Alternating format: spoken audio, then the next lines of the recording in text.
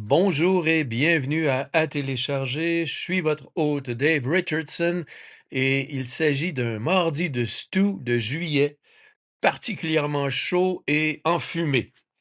J'adore la fumée, pour mon barbecue en tout cas, et j'étais à Dallas et j'ai savouré une belle poitrine de bœuf épicée avec sauce barbecue.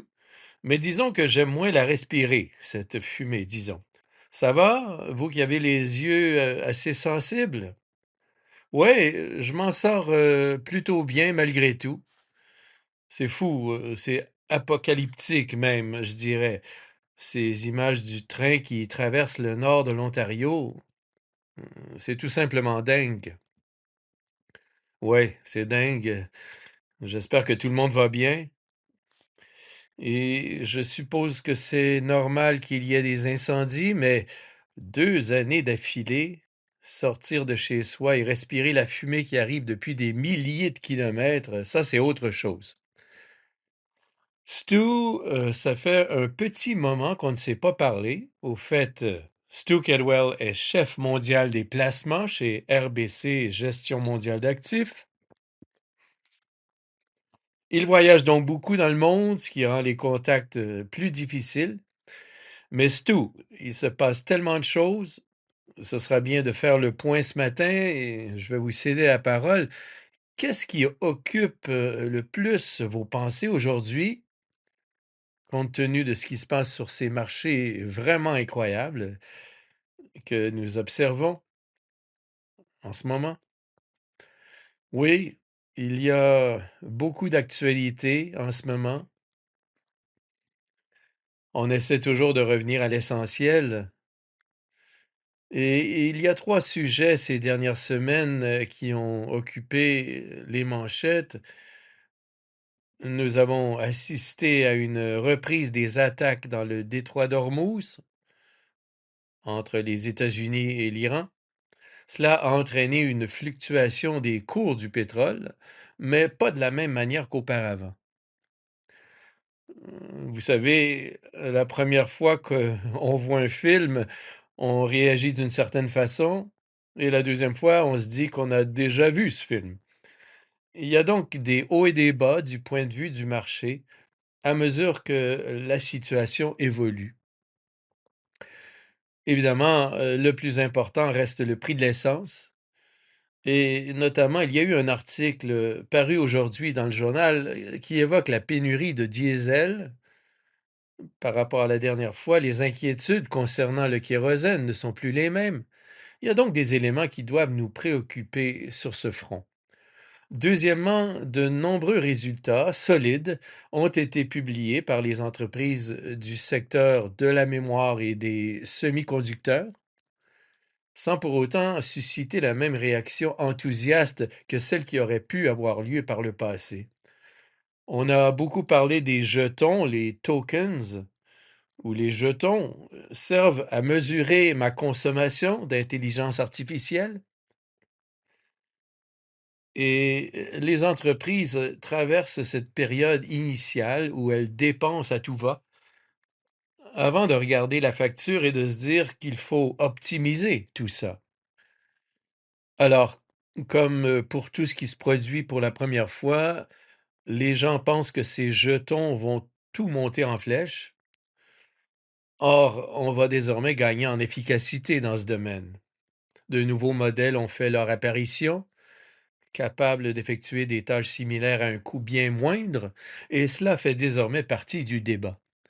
Il y a peut-être eu des discussions concernant l'offre de mémoire en provenance de Chine. Il faut donc toujours garder à l'esprit qu'un cours boursier intègre un ensemble d'hypothèses, et si l'on observe un léger changement dans ces hypothèses ou une modification de la probabilité liée à l'une d'entre elles, le marché boursier tente de recalculer les cotes. Vous avez souligné dans certains de vos travaux que, dans une certaine mesure, certaines de ces actions sont impliquées dans des véhicules à effet de levier. Ce processus de recalibrage peut être assez brutal, c'est le moins qu'on puisse dire. Dernier point, alors que certaines grandes valeurs ont subi des corrections, on a assisté à une importante rotation. Alors d'autres actions ont pris le relais et ont porté le marché. Ainsi, bien que nous ayons constaté une certaine faiblesse du Nasdaq et des semi-conducteurs, le marché pondéré de manière égale, c'est-à-dire la moyenne des actions, s'est mieux comporté. Voilà donc les trois éléments qui méritent réflexion. Il faut toujours se demander pourquoi deux entreprises opérant globalement dans le même environnement ont connu des résultats si différents, l'une bien et l'autre pas du tout. Y a-t-il une opportunité ou d'autres questions de ce genre? Et c'est un marché qui diffère à bien des égards de ce que nous avons connu jusqu'à présent. Prenez les technologies modernes, l'accès au marché ou la facilité d'accès, la façon dont la technologie me permet d'être beaucoup plus actif, les différents outils d'investissement qui me permettent de prendre des positions à effet de levier sur des périodes très courtes. Et on a l'impression d'avoir attendu, ou alors, comme vous le dites, à un moment donné, on assiste à une correction sur l'ensemble des marchés. On observe un recul de 10% ou de 20%. Et il semble qu'au cours des 5 dernières années, depuis la COVID, nous ayons assisté, comme vous le dites, à ces grandes rotations et que ces corrections massives ou ces marchés baissiers se soient produits dans de petits segments du marché. Comme vous l'avez mentionné, j'ai réalisé une vidéo en interne hier en me concentrant uniquement sur cette année. On a vu cette vague d'argent supplémentaire affluer vers l'or, une véritable frénésie, lequel a désormais perdu 30%. On a vu la Corée, qui était en tête au niveau mondial, et au cours des 2 dernières semaines, les marchés coréens ont chuté de 30%.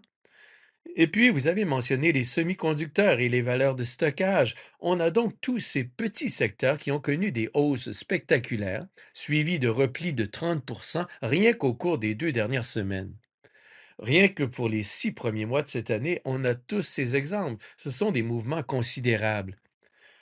Vous avez évoqué une action Netflix que tout le monde connaît bien, et là encore, il s'agit d'un modèle économique globalement assez stable à bien des égards. Et tout à coup, l'action a chuté de 40% par rapport à son plus haut. Ce sont des fluctuations considérables. Je ne me souviens pas avoir observé de telles rotations entre ces différents secteurs, ni une telle ampleur dans ces mouvements. Vous avez donc beaucoup d'acteurs différents qui investissent de différentes manières avec beaucoup d'effets de levier, et il y a encore aussi plus d'argent sur la touche que nous n'en avons jamais vu. Tout ça pour dire de façon un peu décousue que votre travail doit vraiment être passablement difficile, Stu.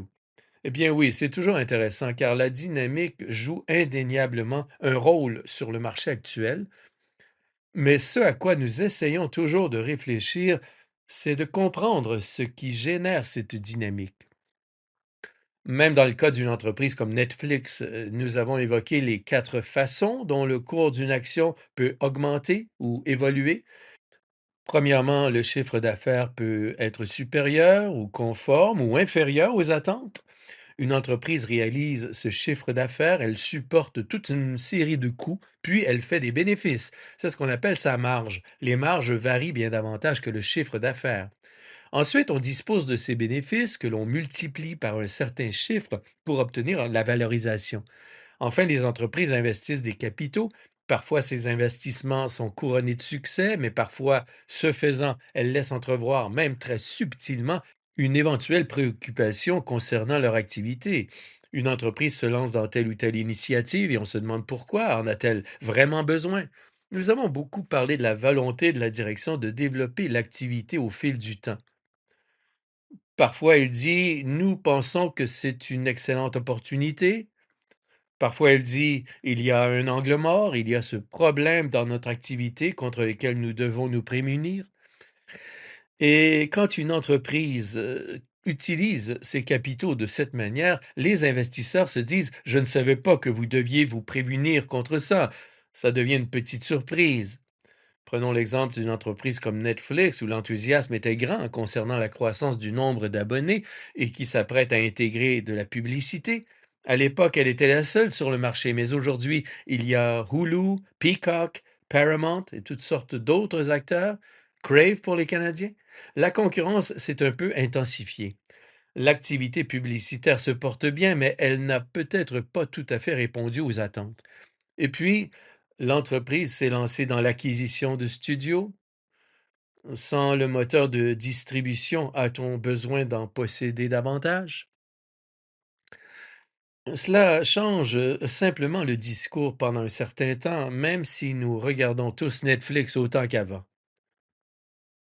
Nous avons donc connu ces périodes successives de dynamique dans différents secteurs du marché boursier. Personne ne veut être un investisseur de momentum simplement pour le plaisir.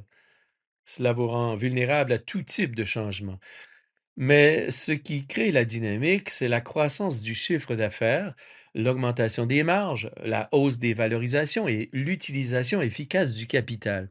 Ainsi, lorsque le vent souffle dans notre dos et qu'il y a une dynamique, nous devons comprendre ces quatre variables du mieux que nous pouvons, car nous savons que si l'une d'entre elles change, même légèrement, la dynamique pourrait s'inverser. Et c'est un élément très intéressant à observer. La dynamique est un facteur de performance, et on peut analyser dans quelle mesure la performance provient de la dynamique, de la valeur, de la qualité, ce genre de choses. Dans le panier qualité, une liste d'entreprises dont vous et moi dirions qu'elles résistent à l'épreuve du temps, qu'elles ont de bons bilans, etc. Eh bien, depuis que les taux d'intérêt ont atteint leur plus bas niveau, la catégorie qualité a sous-performé l'indice d'environ 250 à 300 points de base, soit 2,5 à 3 par année. Ça ne signifie pas que ce sont de mauvaises entreprises, ça signifie simplement que lorsque les taux d'intérêt étaient très bas, le prix que nous avons payé pour cette qualité était très élevé. Et lorsque les taux d'intérêt ont commencé à remonter, ces entreprises n'ont pas pu surmonter le défi posé par la hausse des taux par la croissance. Le panier qualité ne semble donc pas changer très souvent, ce sont des entreprises qui ont fait leurs preuves au fil du temps. Le panier momentum change, lui, fréquemment, car ce qui bénéficie d'une dynamique évolue constamment, comme nous l'avons déjà évoqué. Il y a donc des moments où il y a un fort chevauchement entre les paniers qualité et momentum, et d'autres où il n'y en a aucun. En tant qu'investisseur à long terme, je détiens ces entreprises et je pense qu'elles feront l'affaire. Est-ce que j'ai envie de les vendre et de payer des impôts?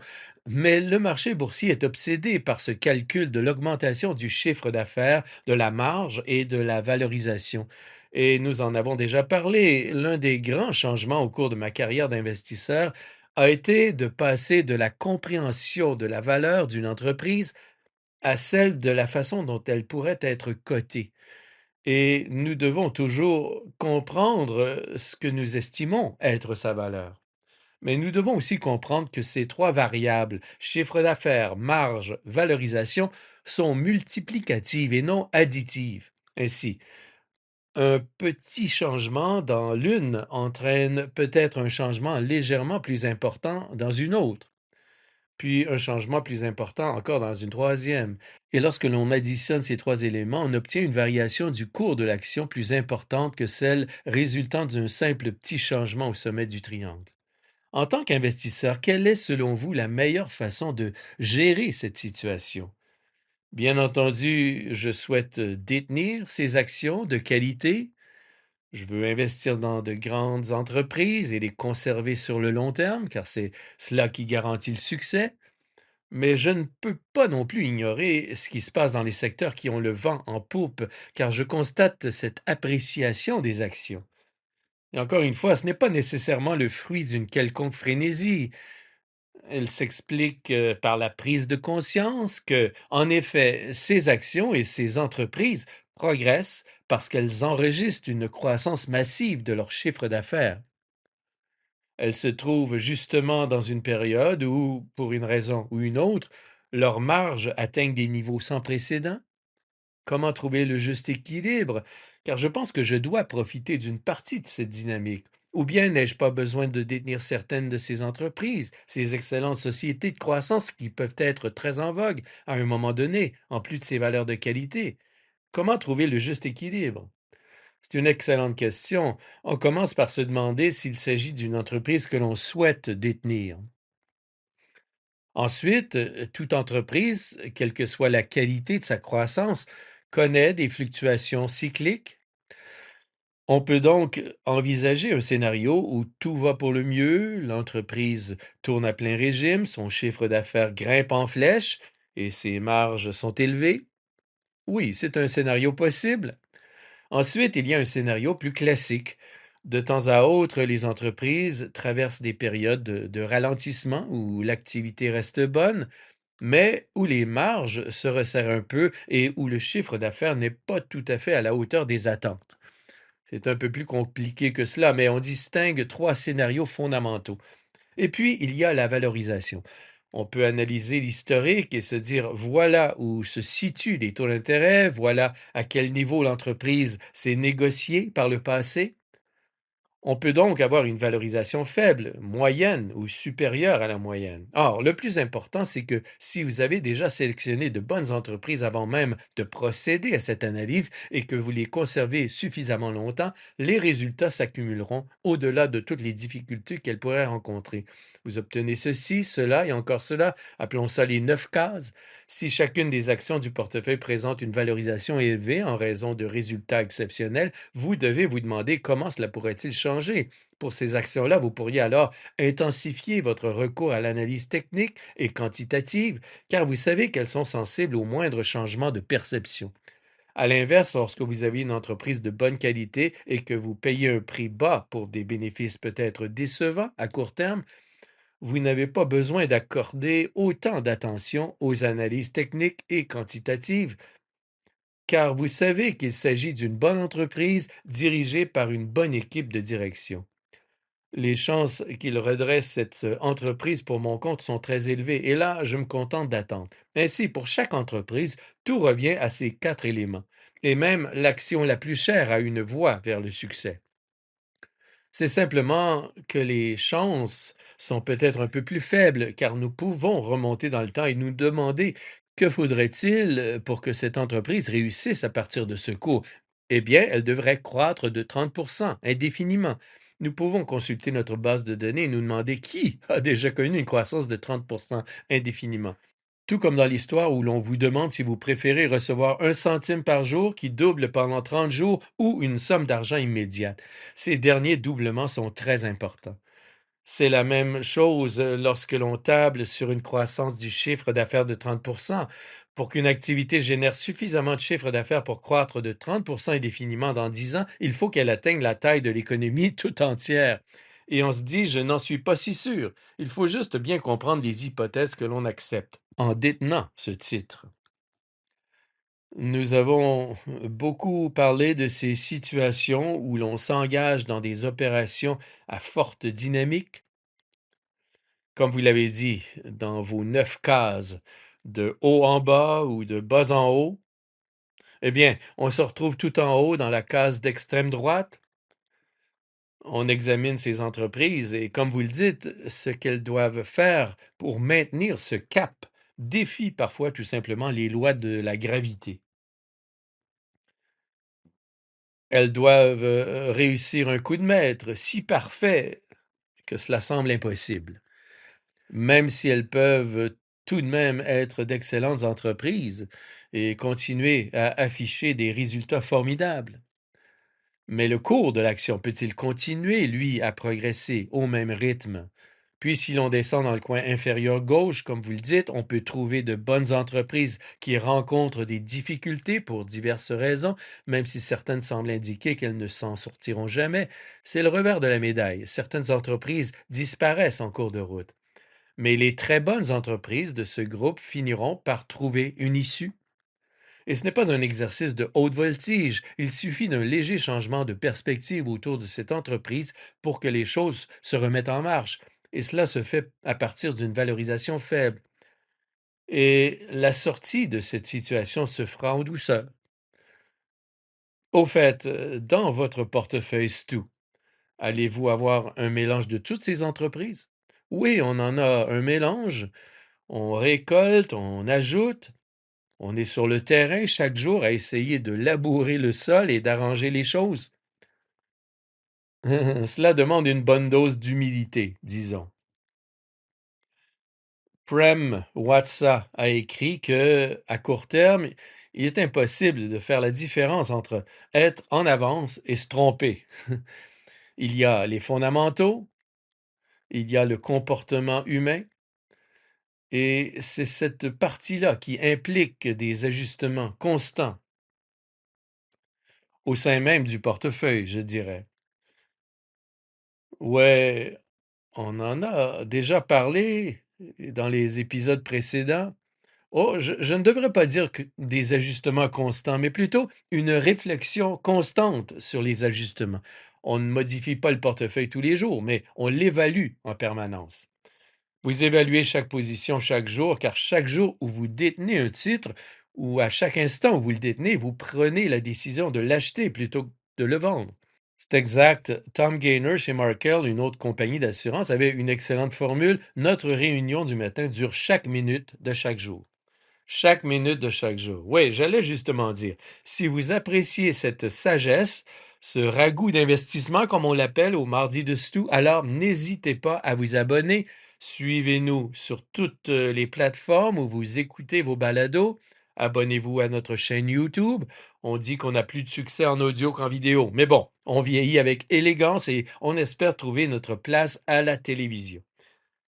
Vous pouvez toutefois revenir en arrière et écouter les conseils de Stu accumulés au fil des années, alors que nous continuons à développer cette idée et à construire un cadre qui vous permettra, en tant qu'investisseur, de réfléchir à la manière dont vous souhaitez constituer votre portefeuille et éviter certains des pièges qui peuvent surgir lorsque l'on suit aveuglément la tendance.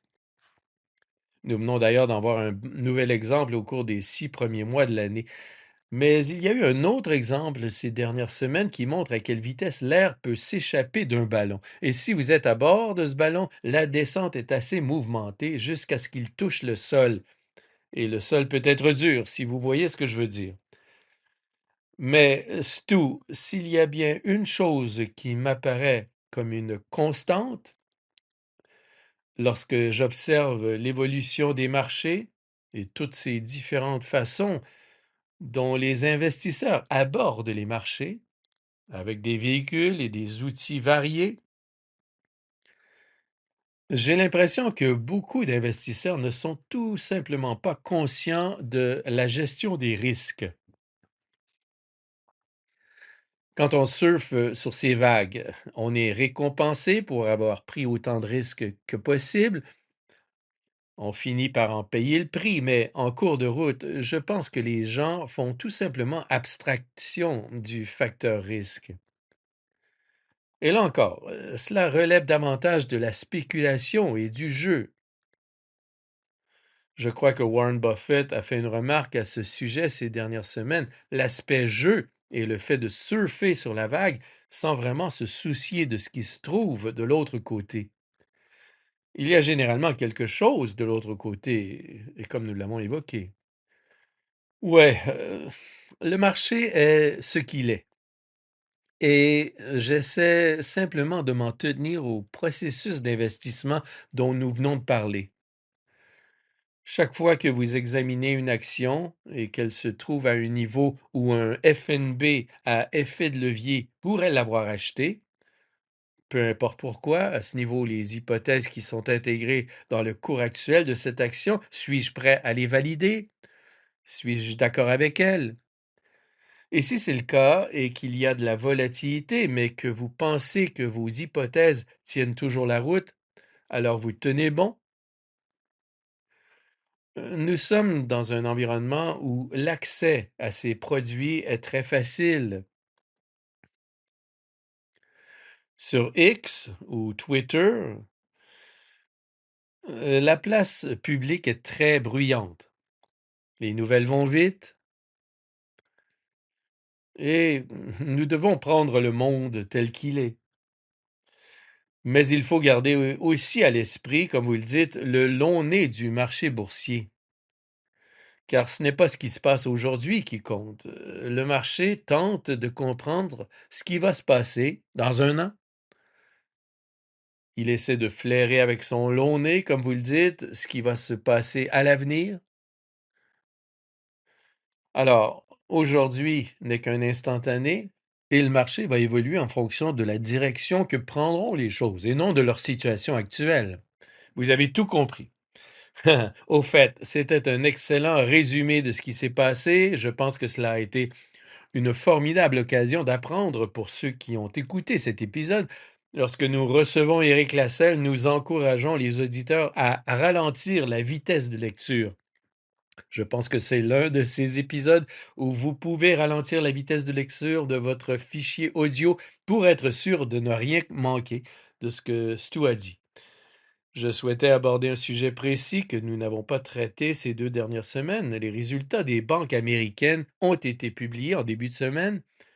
Ils sont toujours un indicateur de ce qui pourrait se passer au Canada, mais ils donnent également une idée de la situation économique. Où ces banques réalisent-elles leurs bénéfices? Quels sont les secteurs d'activité concernés? Il s'agit d'entreprises vastes et diversifiées qui disposent de nombreuses sources de bénéfices différentes. Et il y avait un secteur assez distinct qui contribuait davantage aux résultats nets que ce que l'on observe habituellement chez les banques américaines. Que pensez-vous de cela et comment cela va-t-il se répercuter sur l'ensemble du secteur à l'avenir? Ouais, il y a 3 points à retenir.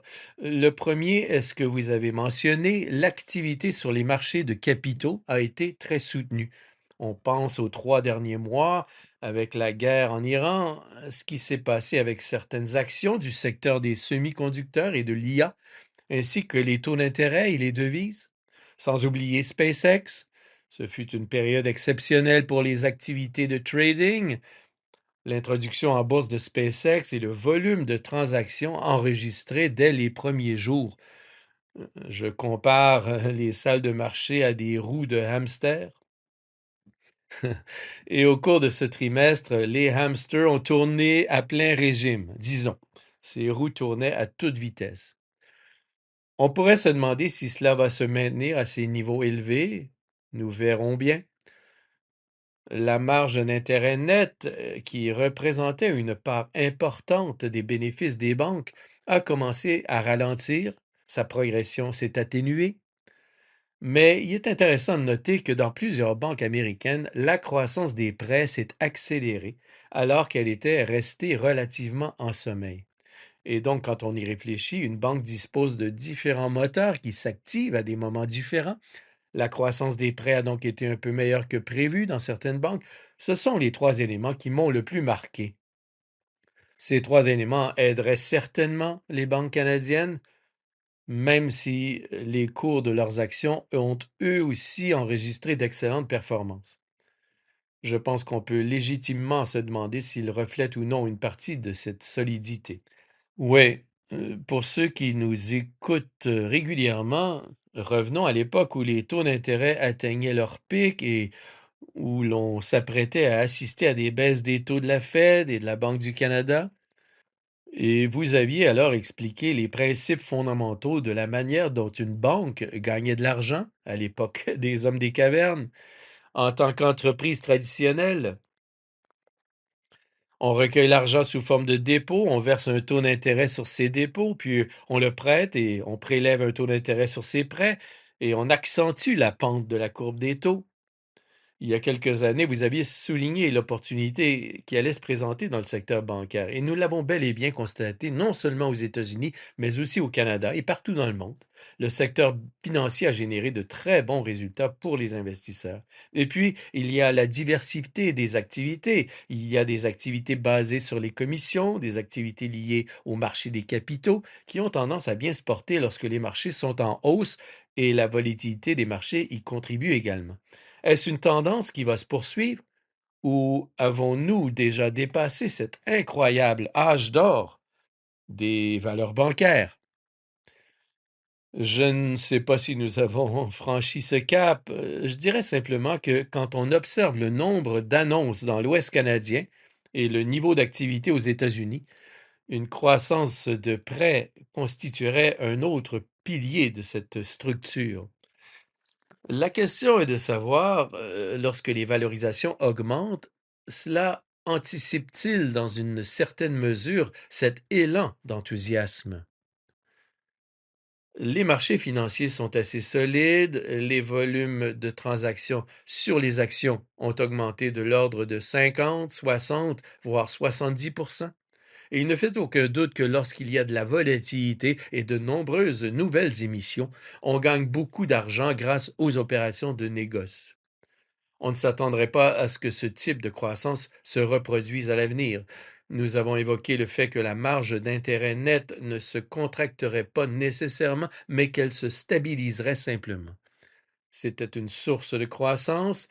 La croissance des prêts sera donc intéressante à suivre. Le secteur de la gestion de patrimoine a également été solide. Cela peut-il durer? Comme pour tout, il faut examiner les hypothèses qui sous-tendent les prévisions. Les banques ont très bien su faire progresser leurs bénéfices sur le long terme. Ainsi, même lorsqu'elles ont tendance à afficher des valorisations un peu élevées, elles parviennent à surmonter cette situation grâce à leur croissance. Mais nous devons également reconnaître que si les écarts de crédit venaient à s'élargir, cela risquerait de freiner une partie de l'activité de négociation. Il existe toujours des éléments cycliques auxquels nous devons prêter une attention bien particulière. Eh bien, Stu, c'était un formidable tour d'horizon des investissements. J'ai suivi de très près la Coupe du Monde et je pense que Messi a prouvé qu'il était le GOAT, le meilleur de tous les temps. Et en passant, ma femme ne savait pas ce que GOAT voulait dire. Alors j'ai dû le lui expliquer. J'ai eu beaucoup de plaisir. J'ai aussi du mal avec OG, l'original. Ouais, en tant qu'OG moi-même, j'ai du mal avec ce terme. Mais, je le précise, vous êtes le Messie ou le GOAT de cette émission. Ou bien tout simplement la chèvre. Encore une fois, voilà un résumé formidable de ce qui s'est passé. Ce n'est pas facile, on est tous les deux tellement occupés. Votre rôle est particulièrement exigeant. Mais j'espère qu'on pourra se retrouver régulièrement au cours des prochaines semaines et tenir les gens informés de ce marché tout simplement fascinant, comme vous le dites. Alors, profitez bien de votre été, Stu, et on se reparle bientôt. Très bien. Merci, Dave. La présente balado a été préparée par RBC Gestion mondiale d'actifs Inc., RBC GMA, aux fins d'information à la date indiquée seulement. Elle n'a pas pour objet de fournir des conseils juridiques, comptables, fiscaux, financiers, liés au placement ou autres, et ne doit pas servir de fondement à de tels conseils. RBC GMA prend des mesures raisonnables pour fournir de l'information à jour, exacte et fiable, et croit qu'elle l'est lorsqu'elle est communiquée. Nous vous invitons à consulter votre conseiller avant de prendre des décisions fondées sur les renseignements qui figurent dans le présent contenu. Toutes les opinions correspondent à notre jugement et peuvent être modifiées sans préavis. Les renseignements présentés ici sont fournis de bonne foi, mais sans responsabilité légale. RBC GMA se réserve le droit à tout moment et sans préavis de corriger ou de modifier les renseignements ou de cesser de les publier.